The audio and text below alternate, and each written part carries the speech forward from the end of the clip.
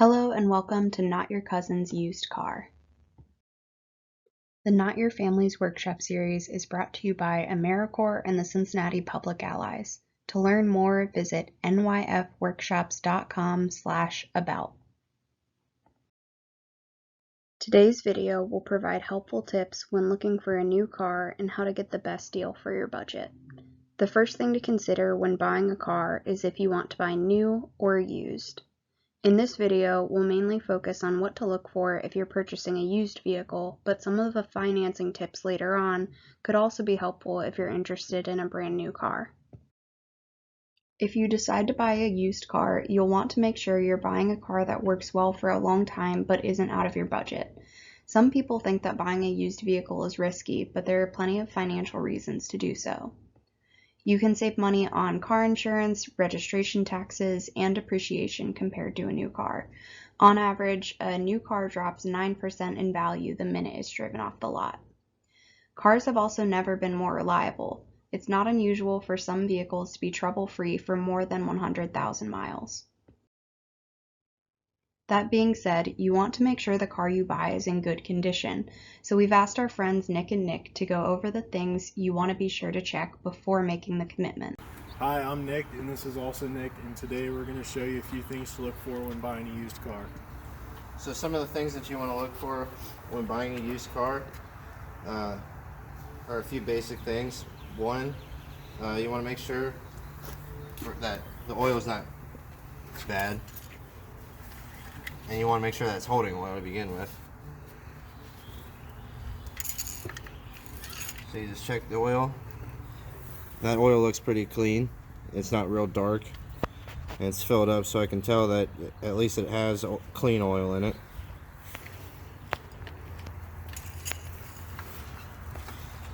Another thing you want to check is your air filter. And they're usually under plastic covers. Sometimes they're real hard to get to.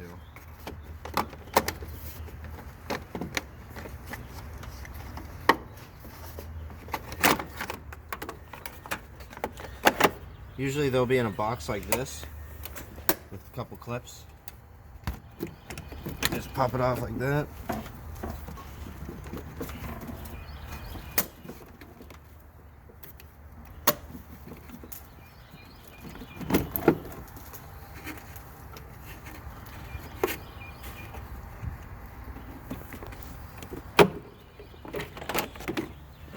And a new filter should be white, like that. This filter has seen better days, but it still has a little bit of life left to it, so I think that's okay. Next thing you want to check is the battery. You want to zoom in on that. I do notice that this is probably going to need a new battery. As you can see, all that white stuff is all mercury, and that's your battery leaking acid out. So that battery is going to need to be replaced. Next thing I want to check is, I guess, the coolant level. And every reservoir will have a max line. So you can see that one right there. It is a little bit over, which is okay. You want to take it off nice and slow, especially if the car's been hot.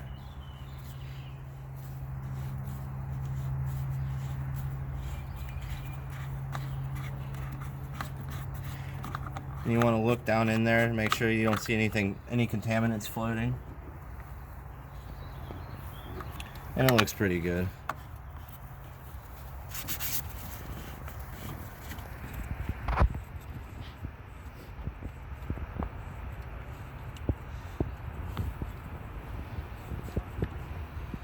Next, you want to check the power steering. Now, not every car is going to have a power steering reservoir like this, but this one does. So, and I can see this one has a max line as well. It's a little bit above that, but I know that at least it has some in there and it's holding, so that's good. The next thing you want to check are the belts. You want to make sure that there's no tears or anything abnormal looking. I can see these look pretty good. There's nothing, there's no rips or anything in them. So it looks like they have a little bit of life left to them. The next thing you want to check, transmission fluid. Not every car you can check it. This one you can. And it's usually going to be an orange or a red dipstick. Now when you check the transmission fluid, you want to check it with the car running. So if you want to go ahead and start the car. So when you check the transmission fluid, you want to have the car warmed up and running.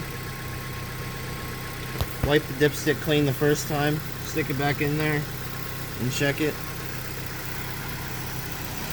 You can see it's just barely registering on the dipstick. So I do know that this is going to need transmission fluid. Next thing you want to check is around the engine block to make sure nothing's leaking externally. So you just want to pop off all the plastic covers.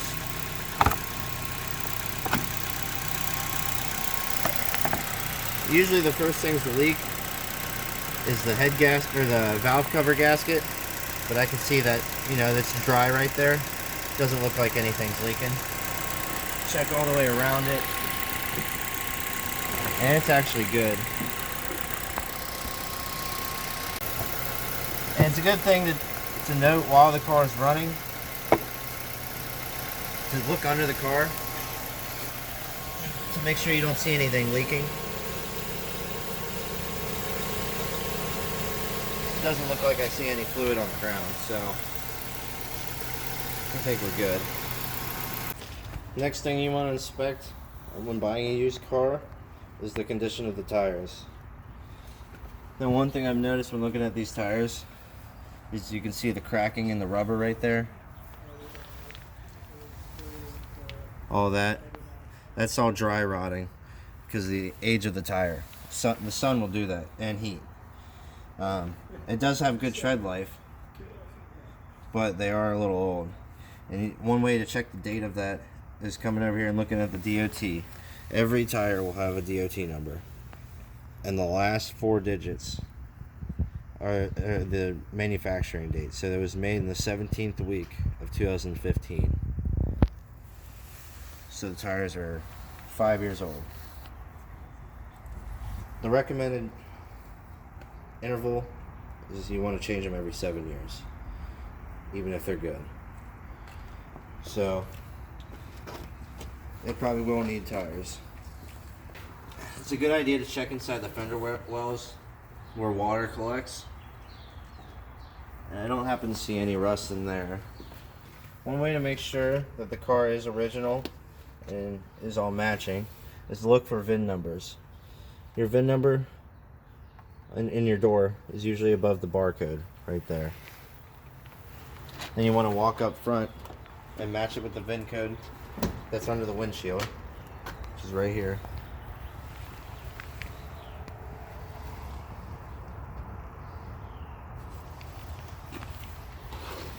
And another VIN code that's on this car is right here on the body.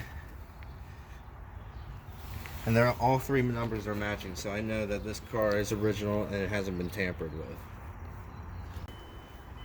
with. Another few things you want to check on when buying a new car or used car is you want to make sure everything works. So you want to see how long it takes to start the engine. And it started up pretty easy, so I don't consider that a problem. Next thing you want to check is the heating and AC.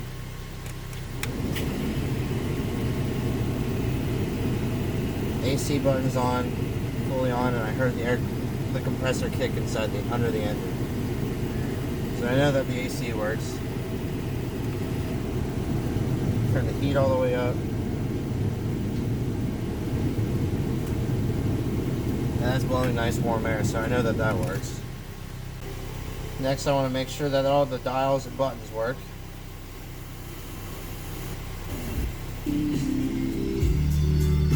So the radio works.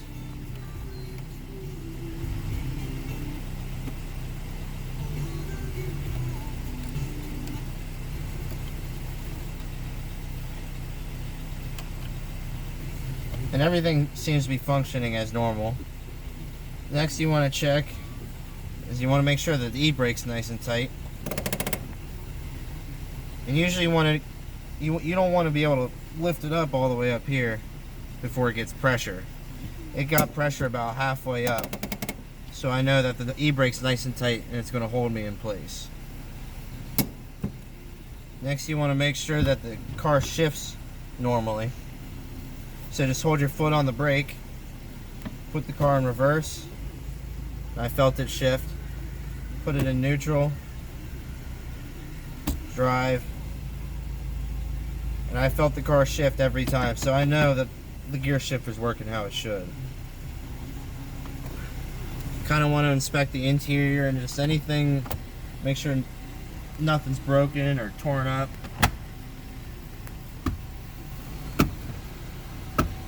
I guess that's good. So next you want to make sure that you have all your lights working properly. It's easiest to have somebody else helping you. So we see that the right turn signal works, left turn signal works, headlights work, fog lights work. Now we'll move to the back of the car. So try the brake lights work, left, right, reverse, and the reverse lights work. Another thing to check for, which is often overlooked, is the spare tire. So you want to walk to the back of the car, and you just want to lift up the carpet or whatever, the area's back there. And you want to make sure that all the tools and the spare tire is in there. So I see that the jack handle is in here. I see the lug nut wrench is in here. And the tow hook is in here. So the three major tools are in here. And I see that the spare tire is in here as well. So I know that if I have a flat tire on the side of the road, I'm prepared. One of the last few things that you want to check for is to make sure that all the wipers and windows work. So we see the wipers are working properly.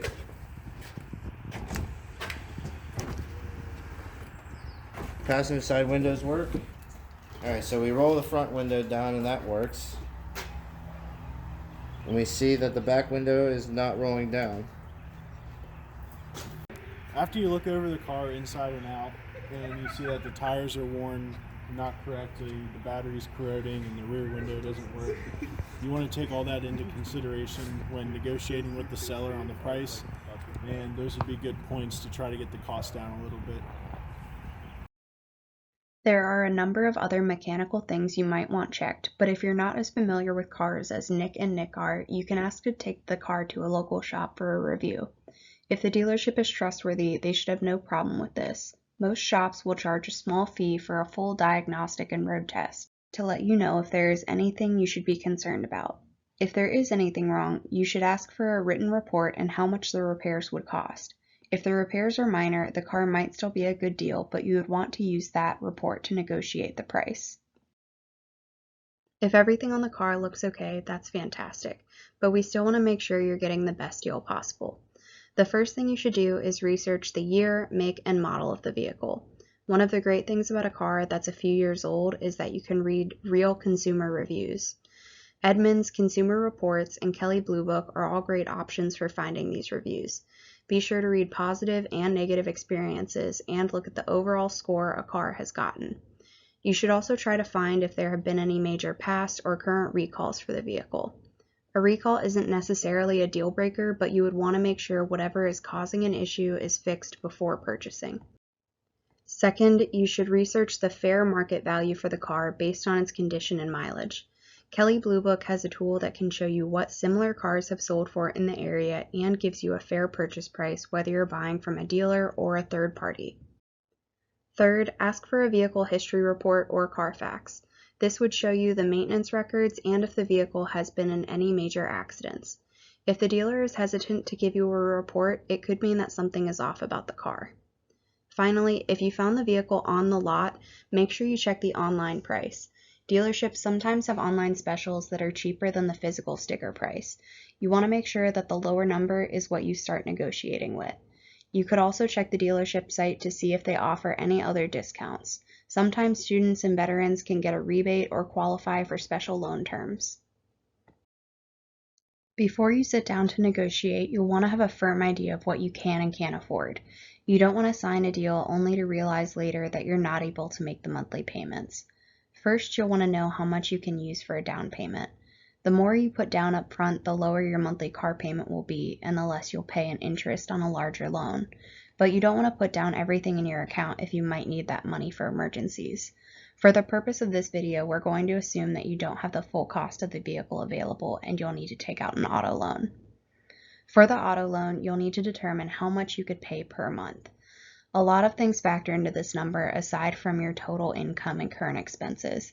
You'll need to consider how much you'll be paying for insurance, maintenance, and fuel.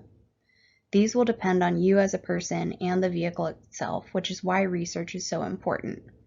For any vehicle you're interested in, you should call your auto insurance company and ask for a quote on a potential new vehicle. They'll ask you a series of questions and let you know how much your new premium would be. If you don't currently have car insurance, you can reach out to multiple companies to gather quotes. Maintenance and fueling both depend on how much you typically drive. If you drive a lot, searching for a more fuel-efficient car, one that gets 35 miles per gallon or more, could save you a lot of money and reduce local air pollution.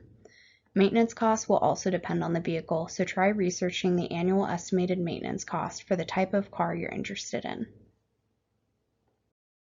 Once you know how much you can pay per month for the loan itself, you can use a car payment calculator to determine what purchase price you should aim for. Search Car Loan Calculator online. It's especially important to note that you'll want to leave room for taxes, title, and fees. In Ohio, the sales tax is currently 5.75%, but there may be additional local taxes and dealerships will have other fees.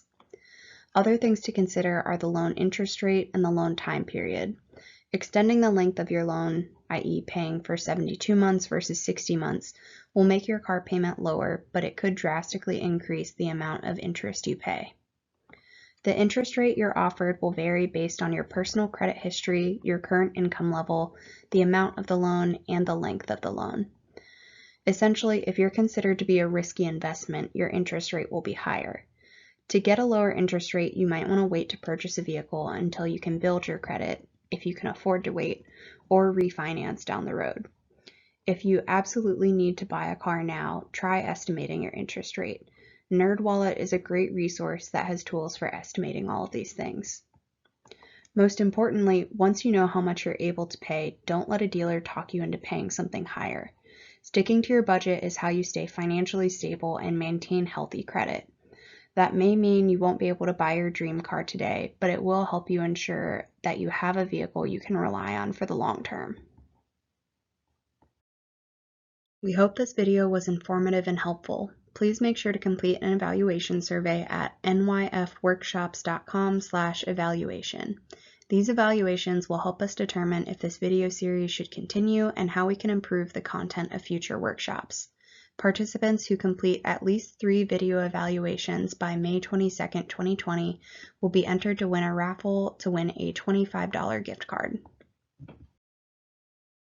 Thanks for watching. If you're looking to learn more life skills, check out the rest of our videos, and please send any questions to nyfworkshops@gmail.com. Special thanks to the following individuals and organizations for providing the information and resources used to make this video.